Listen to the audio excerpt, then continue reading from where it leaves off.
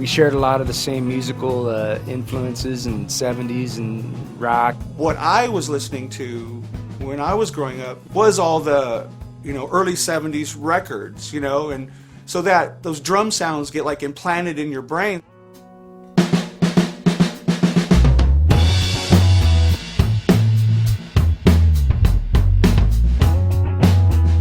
So when it came time to record the record, we instantly were starting from a rad place because we just enjoyed being in the proximity of being in a studio with a small area with a couple people, certainly in this situation where it's just me and him.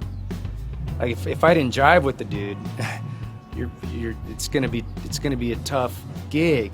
I was enjoying doing it, and it's what I love, as opposed to recording somebody who might be doing some kind of music that I'm not really into. It was just, once again, in the intimate setting, and honest to God, I was pretty freaking nervous, because it's like, oh, dude, this guy was in Caius, and all this shit, it's like, which is bullshit, whatever, he's awesome, but I think it was, for both of us being comfortable enough to, be able to lay this down. That chemistry was what allowed it to just flow and be a real natural experience. I'd done enough recording to know that, like, if I was going to do this, time was important. I had to do it quick. I had limited money, and I knew, I played all the licks and all the beats, and I knew I built the whole thing musically by myself. So I kind of took the 3 weeks to kind of exercise it by myself. And I performed. Every track was a performance. I knew what I had to perform. And I would rehearse every track at home on the 4-track. And then because I knew I had to do it by myself. He had already figured out the songs all in his head, and I don't know if he'd done any 4-track work with it or whatever, but he was really into that. So he would come in and he would play the drums. And honest to God, I was thinking, like, how is he going to do this? But he totally had it worked out. And, it just, even still, it like amazes me that you could have all that shit in your head and be able to lay that down. Because it seemed like it was always drums first. I don't think, maybe some later records we started with like guitar first, but there was never, no click track or, no shit, and it's just like, is that it? Is that the take? Yeah, boom, once, and then it's like, okay, now I'm going to put a bass down or a guitar down. It's like, okay, dude, I was listening to a lot of jazz, a lot of reggae and Jamaican music. There's one in particular, a Peter Tosh record that I was listening to at the time. That's where I got the idea for just a nice heavy bass, a nice warm foundation. I'd be all like, dude, we got to turn down the bass. Dude, we got to turn down the bass. Like, no, and he's right. He was totally right.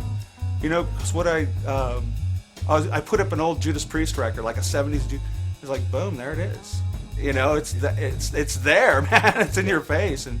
Or an old War record, or, just anything like that. And then some nice semi-clean guitars on top that were just kind of like hitting notes.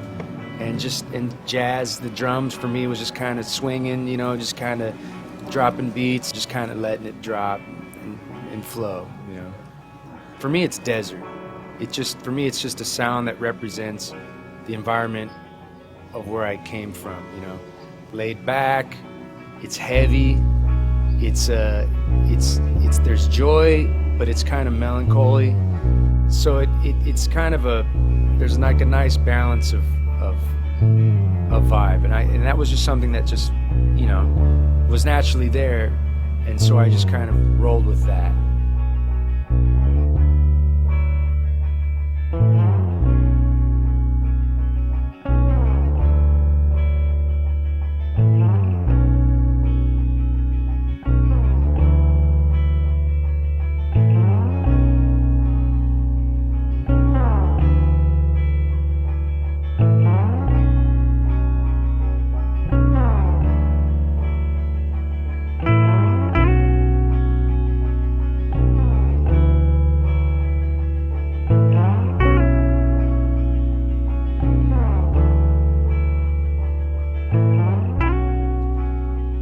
I had to reinvent my approach to going in a studio.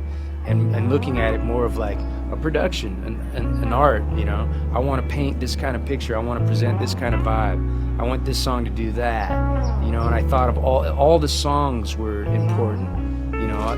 The whole record was, I had performed and rehearsed the entire record before I went in. I knew what I wanted to capture, you know.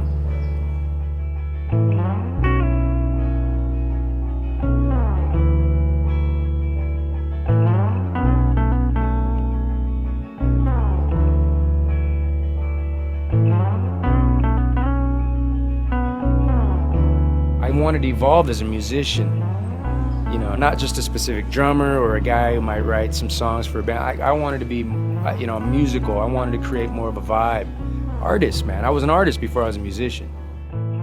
It's very interesting when people, you know, when someone in Iceland will come up to me and say, you know, I love Jalamanta, and it's a really, you know, special record for me, you know. And that's a trip, because it's warm music, and it's coming from a desert. That's where that music is born. But it's also small town music. It's not urban music. It's small town, hick music. There's a vibe in that music that's very simple, and it's very approachable. It's not aggressive, and if you come from Nebraska or Iceland or Poland or Australia, there's small towns everywhere. It's being 14. It's like being not fettered by a bunch of bullshit of like what people tell you how it's supposed to be and how you're supposed to sound. And if you want to get, you know, popular or whatever the fuck, you got to sell your ideas. There really needs to be more shit in this world that reminds me to be myself, you know. I was listening to the CD and I was thinking, like, I wouldn't even touch it. I was just trying to make a record. I didn't care, and that goes for all, you know, all my music, all my records. I don't care what's happening now, what happened yesterday, what's going to be the hip thing tomorrow. I have no clue. I don't know. You know, it was all about, well, this is just what it is.